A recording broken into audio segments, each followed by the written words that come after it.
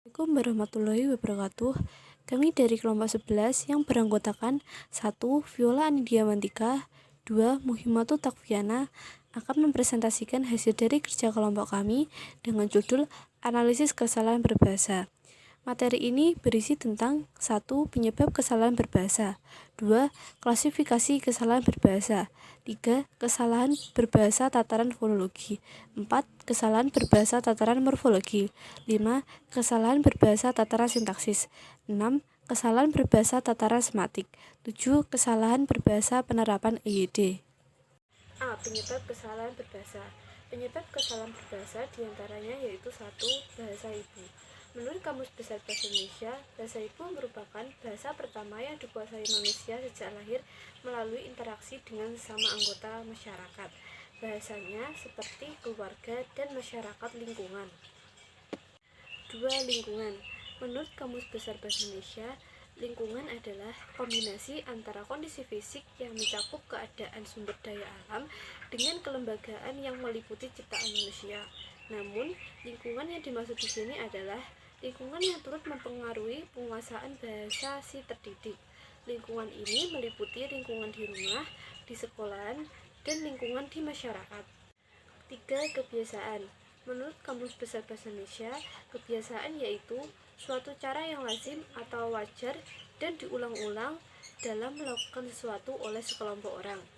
Kebiasaan bertalian dengan pengaruh bahasa ibu dan lingkungan. Si terdidik biasa dengan pola bahasa yang didengarnya. Oleh karena pola atau bentuk sudah menjadi kebiasaan, kesalahan sulit dihilangkan. B. Klasifikasi kesalahan berbahasa. Menurut Tarigan, kesalahan berbahasa erat kaitannya dengan pengajaran bahasa, baik pengajaran bahasa pertama maupun pengajaran kedua. Kesalahan berbahasa tersebut mengganggu pencapaian tujuan pengajaran bahasa. Ada 4 klasifikasi atau taksonomi kesalahan berbahasa yang ditemukakan Tarigan, antara lain 1. Taksonomi siasat permukaan, 2. Taksonomi komparatif, 3. Taksonomi efek komutatif, 4. Taksonomi kategori linguistik. Yang selanjutnya yaitu kesalahan berbahasa tataran fonologi.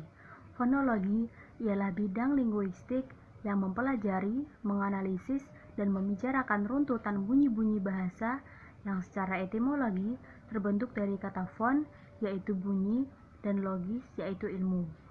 Penyebab kesalahan ini yaitu 1. Kesalahan pengucapan fonem, 2. Kesalahan penghilang fonem, 3. Kesalahan penambah fonem, 4.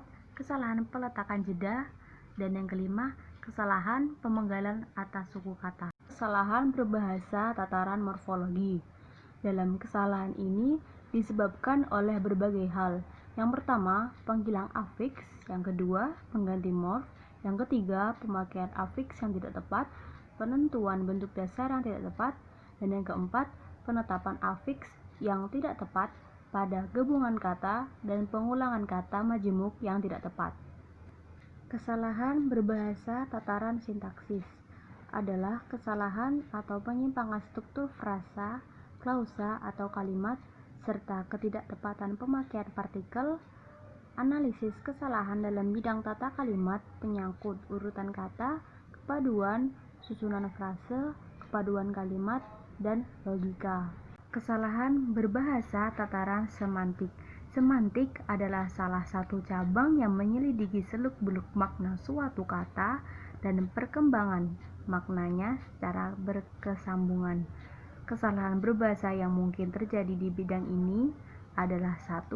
Adanya penerapan gejala hiperkoret, dan yang kedua, gejala pleonasme. Kesalahan berbahasa penerapan EYD. Kesalahan dalam penggunaan EYD merupakan kesalahan dalam penggunaan atau pemakaian bahasa yang sesuai dengan kaidah bahasa yang sudah ditentukan sejak tanggal 16 Agustus 1972. Kesalahan dalam penerapan kaidah EYD diantaranya 1. Kesalahan penulisan huruf kapital, 2. Kesalahan penulisan huruf miring, 3. Kesalahan penulisan lambang bilangan, dan yang keempat, kesalahan penulisan tanda baca. Sekian, inilah video presentasi dari kami. Jika ada kekurangan atau kesalahan kata, mohon dimaafkan. Terima kasih. Wassalamualaikum warahmatullahi wabarakatuh.